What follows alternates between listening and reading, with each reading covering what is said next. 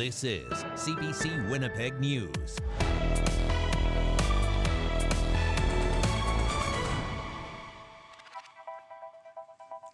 Good evening. Thanks for joining us. Violence and crime has led to the end of home care delivery at one Winnipeg high-rise. The health authority says the building is no longer safe for its staff. Instead, those who live there are being forced to get the care they need elsewhere. People who've been previously homeless are being housed in the building. And as CBC's Josh Crabb reports, some tenants say it's left them at risk. Two Winnipeg police officers walked into this 12-story high-rise. They walked back out with a woman in handcuffs. It's one of the latest incidents that has home care workers refusing to go into the building. It's a problem that's been growing since mid-March. There have been some concerns, and so in order to keep the staff safe, they have changed how they're going to deliver the care. QP Local 204 President Margaret Schroeder represents 2,500 Winnipeg home care workers. Their employer, the Winnipeg Regional Health Authority, says the change is for the safety of both staff and clients. But it means people who need home care have to go to the Indigenous Family Centre across the street.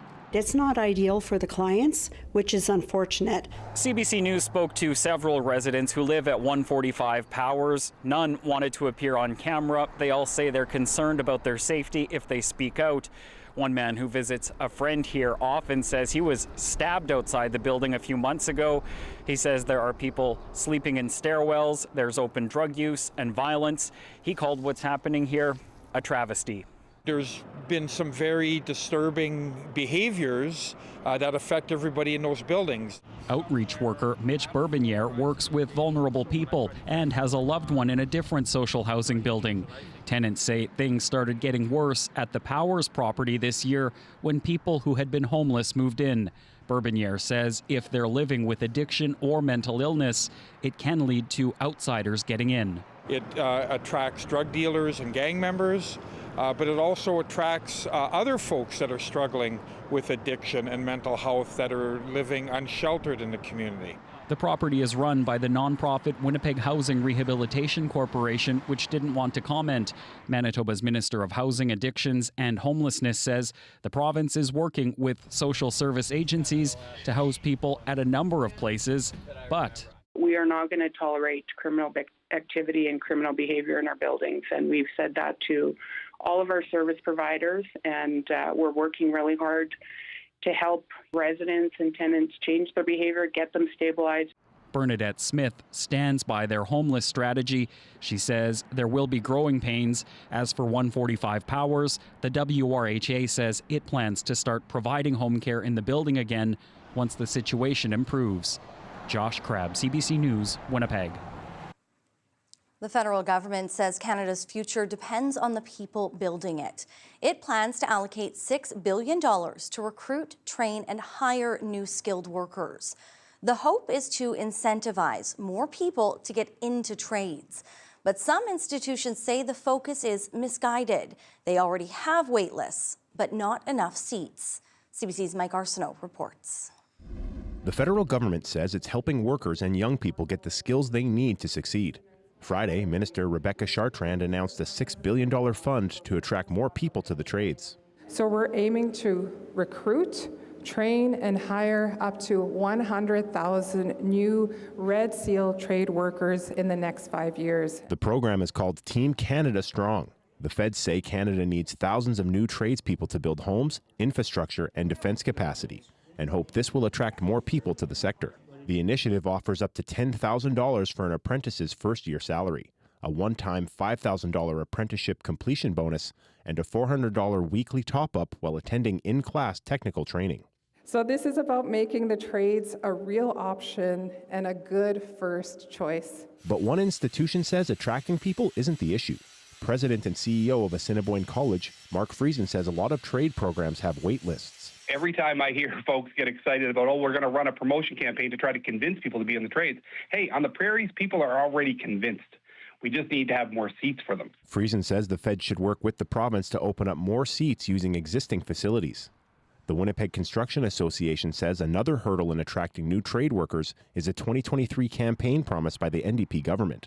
a journey person can only mentor a single apprentice, whereas previous to 2 years ago, a journey person was able to mentor 2 apprentices. With that change in rules, we saw that there is a net decline in new registered apprentices. Daryl Harrison says there were 400 fewer apprentices registered the year after the ratio was changed.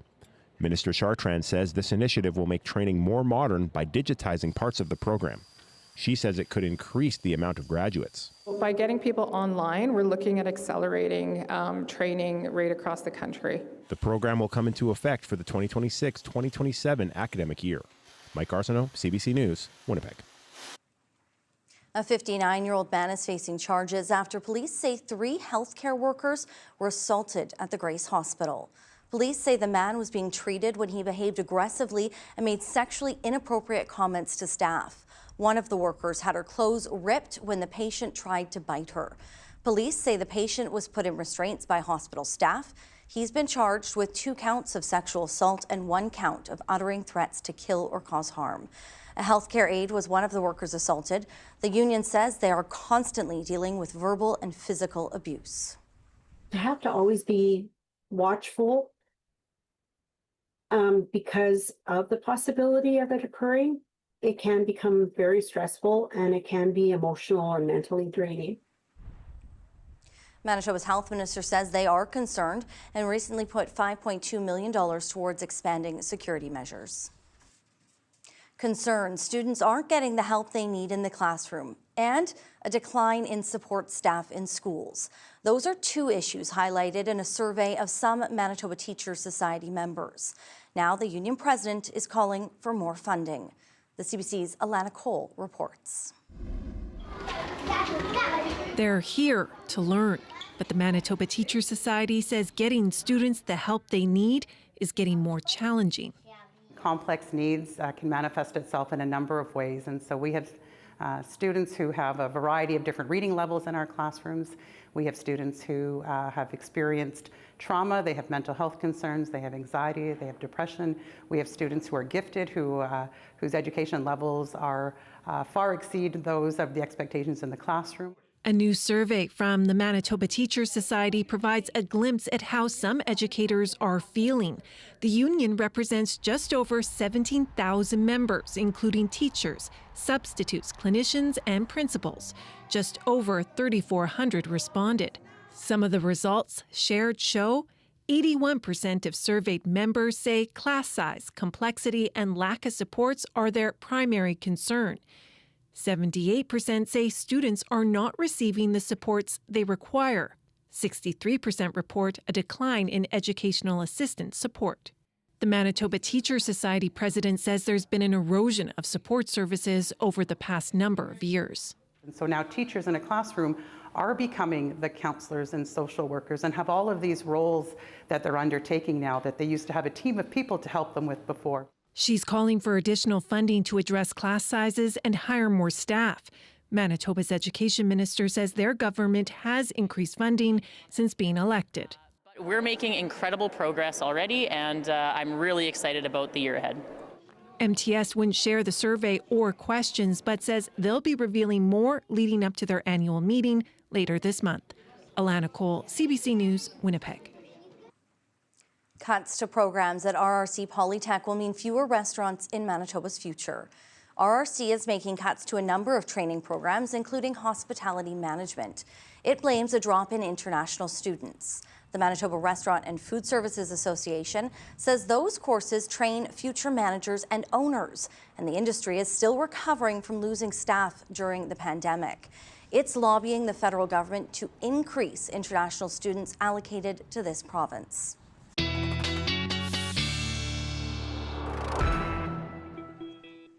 Well, the last few days have really brought us a splash of every season. Meteorologist Colette Kennedy is in now for a look at your forecast. Colette. Thanks, Brittany. You know, I almost feel like this past 24 hours, if we took it, it could basically encapsulate what our spring has been like, right? A bit of weather whiplash. I know most springs are like that, but this one seems like especially so. Taking a look at our temperatures from this morning, where we were at 2 degrees, when yesterday We were 20 degrees warmer than that in the afternoon hours. I know it was breezy, those winds from the west, but today, breezy with those winds from the northwest. And this afternoon, we barely warmed up much from that 2 degrees, a few degrees, as best we could do, and a little bit of light wet snow passing through our skies as well. So yeah, those are the kinds of ups and downs we have. We'll still have a few flurries into at least the early evening hours. It would be around -2, and then by tomorrow morning we fall to -4, but with a wind chill of -10 with that northwesterly breeze. And tomorrow afternoon, mostly cloudy. The best we can do is about 5 degrees. Now, where do the temperatures go from here? They'll eventually warm back up. I'll tell you when coming up. All right, thanks, Colette. It's a sport that's growing in popularity and will soon have a spot at the Olympics. But could any of these players one day represent their country at the Games? Well, we'll have more on that next.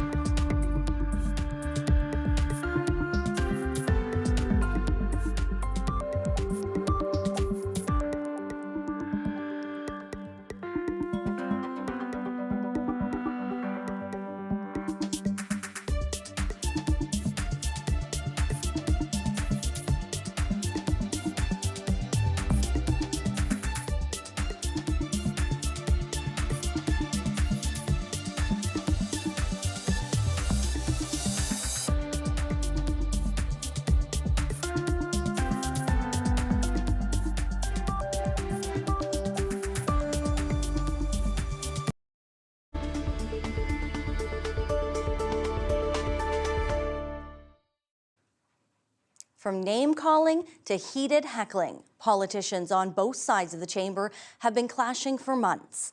Now, the Speaker of Manitoba's legislature is cracking down on bad behaviour. Tom Lindsay says MLAs are making hurtful comments so often, he's bringing in some new rules.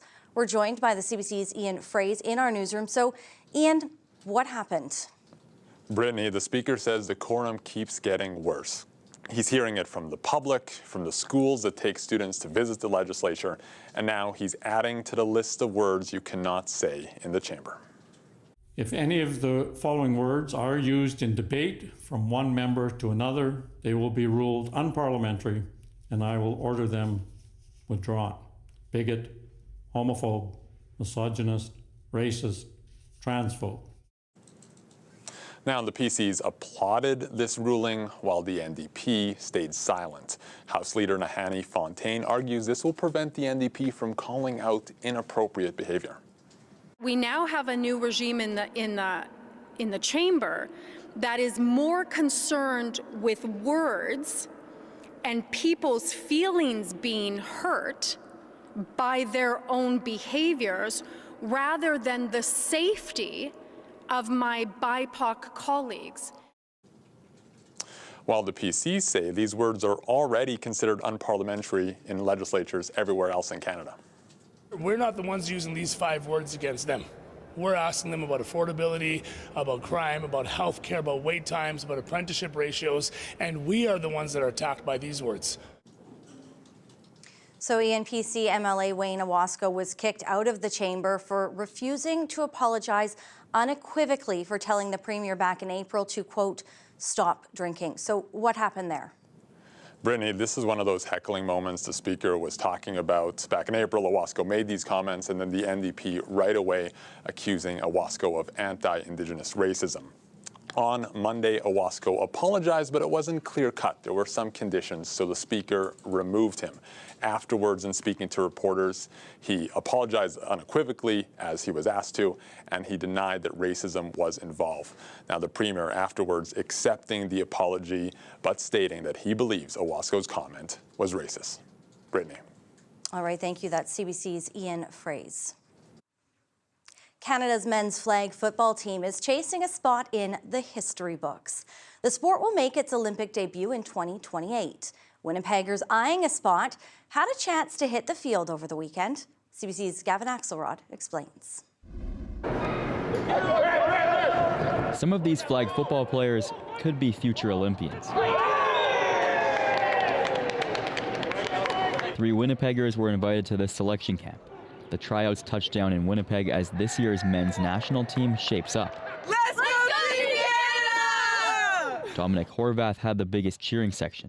He also coaches a provincial girls team. Like, I always wanted to play for Team Canada, and now that I have this opportunity, just showing them that, you know, whatever they can do whatever they want to. If they want to play flag football for Team Canada, they can, because a local guy from Winnipeg can do it.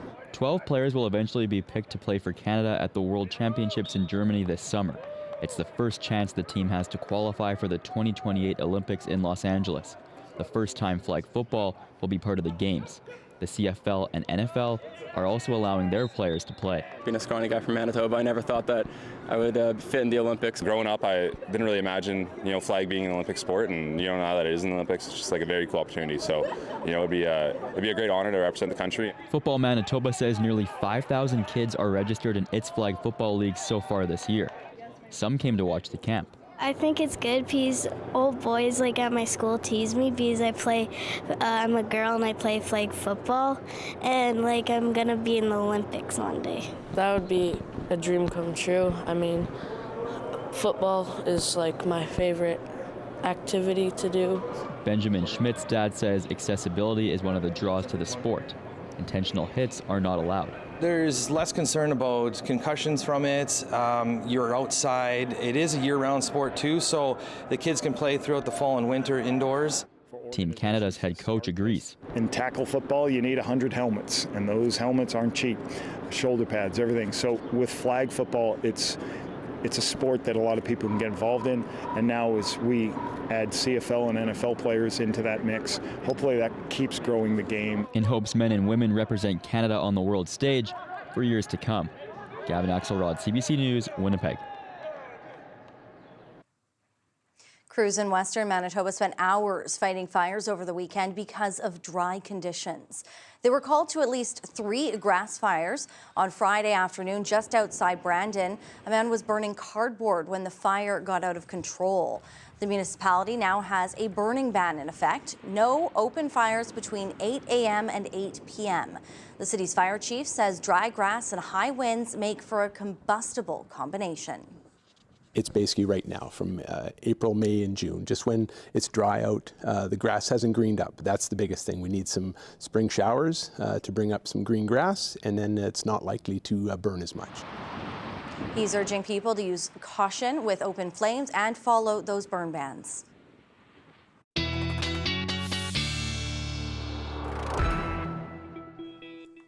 Well, I went out for a short walk today, and the whipping winds and flurries were not exactly what many of us were hoping for. Let's bring in meteorologist Colette Kennedy for what the next few days will look like. Colette. Hey, thanks, Brittany. Earlier, I was talking about the changes, going from yesterday's temperatures and then this morning and this afternoon. 3 degrees. We did actually make it to 4, and then the temperature dropped back down again. So some really cool readings, well below seasonal through the Red River Valley. We should be closer to 17 degrees. And talking about an afternoon temperature that was almost 20 degrees, not 10, almost 20 degrees cooler than yesterday afternoon, which obviously was above seasonal. So look too at our sky conditions. We're kind of looking at the similar pattern that we talked about last week that's been setting up with a ridge to the west and the trough to the east. Slightly different scenario here is that dividing line is a little bit further back to the west. So instead of the storm track coming right across Manitoba, it's a little further west, but also that delineation between some of the mild temperatures, they're staying over here. And for a couple of days at least, our temperatures are going to be on the cooler side of things. Now, with that area of low pressure that's passed to the east, on the backside in here, we still have this trough, which is bringing light, but a little bit of mixed precipitation, mostly some wet flurries here as those temperatures are hovering just above freezing. There's that trough. So it continues to pull away as we move into Tuesday. We keep quite a bit of cloud cover, a few of those flurries headed back into the Interlakes region. Nothing too significant, but just to know they're there. And then we'll have this ridge digging in. So early Wednesday, even in Winnipeg, we could have the odd wet flurry in the early morning hours, but we'll start to get that clearing as we go into the afternoon, and then we'll continue clearing and have some dry conditions pushing towards the end of the week. So things will actually be looking good in that sense. In terms of your temperatures tomorrow morning, from -9 into Dooley Lake to -3 in the afternoon, -1 for you in Lynn Lake, a lot of cloud cover there, and looking at maybe some sunny breaks. That's about the best we'll be able to do as our temperatures rise into the afternoon tomorrow. So after that high of 5 degrees, and yes, some breezy conditions continuing for tomorrow, on Wednesday, 8, and then we start to pick it up 10 degrees, and here comes that sunshine, so things will be looking good as we head towards the end of the week and towards Mother's Day. You'll have to wait, though, for that forecast. I will take you right through the weekend coming on up. Thanks, Colette. Well, the wind and cold didn't stop these student musicians from showing up for something bigger. We'll have more on that after the break.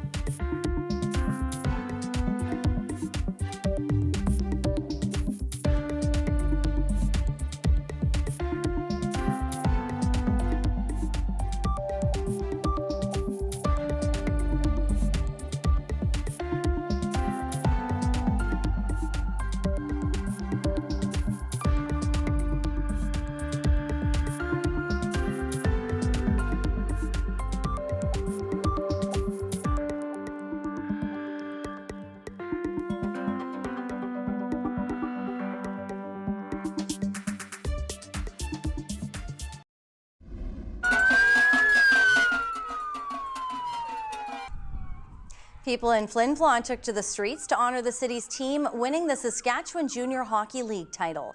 Dozens of fans lined the streets to send off the Flin Flon Bombers to the national championship, the Centennial Cup in PEI. The Bombers play their first game Friday, and the Manitoba Junior Hockey League's Niverville Nighthawks will also play in the championship.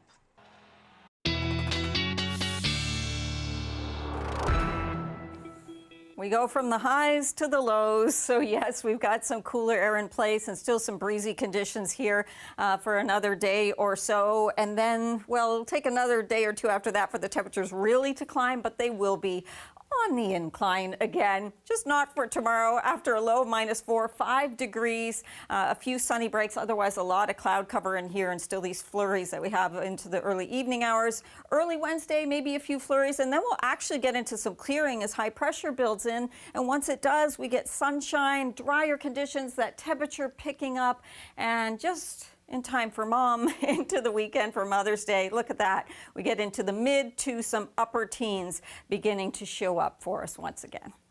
Thanks, Colette. United Against Cancer. A sea of musicians from schools across the province are coming together. They're kickstarting a fundraiser aimed at supporting cancer care and research. That's today's Daily Lift.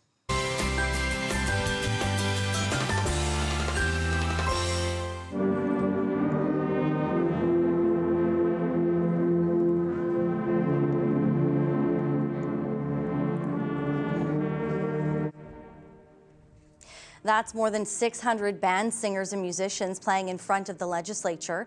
The performance is part of a province-wide musical initiative to raise money for Cancer Care Manitoba. School concerts have been organized for this spring. Now, the piece was written to bring together people of all skill levels, and the composer says it reflects the experiences of people living with or affected by cancer. Everyone's experiences of cancer are very different. Maybe some people are celebrating that a loved one is still here. Maybe we're commemorating someone who's not here. Maybe we're defiant. Maybe we're reflective. There's lots of different emotions. And so I had to take all of that into consideration when composing the piece. The performance also marks a national celebration called Music Monday, which kicks off Music Month in the province. Thank you so much for joining us tonight. We will see you right back here tomorrow. Have a great night and stay warm.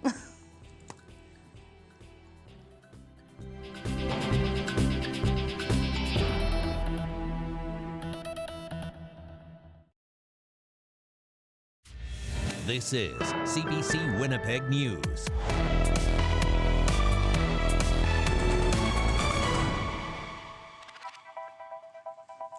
Good evening. Thanks for joining us.